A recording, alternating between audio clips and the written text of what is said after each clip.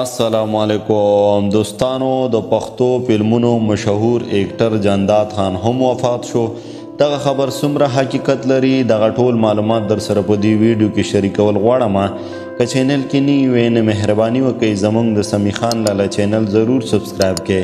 خوا کې ورسره د ټلې نشان هم وهئ دوستانو د پښتو فلمونو مشهور ایکټر جانداد خان چې د پښتو فلمونو کې به د ویلن کردار ادا کولو په هر فلم کې به د جانداد خان یو منفرد کردار و چې پښتنو به ډیر زیات خوښولو دین علاوه په پنجابي فلمونو کې هم کار کولو او د فلمونو سره سره د پښتو ډرامو کې هم کار کولو جانداد خان ګجراواله پنجاب کې ژوند تیروي جانداد خان نن سبا ډیرو سختو سره مخامخ شوی دی چې د خپو بیماری کې اخته شوی دی یعنی په بوړو خپو باندې شل شوی دی او د اسلام آباد اسپتال نه علاج کوي دوستانو په سوشل میډیا یو خبر خور شوی و چې جانداد خان په حق ورسېدو او وفات شو چې نو مینوال ډیر زیات خپه شو او ډیر د خفګان اظهار وکړو خو د مړ کېدو خبر نه وروسته د جانداد خان انټرویو راغله چې زه وفات نه یم شوی ژوندی یم جانداد خان په دې خبره باندې ډیر زیات خپه شو او وی چې داسې دروغو خبرونو نه ډډه کول پکار دي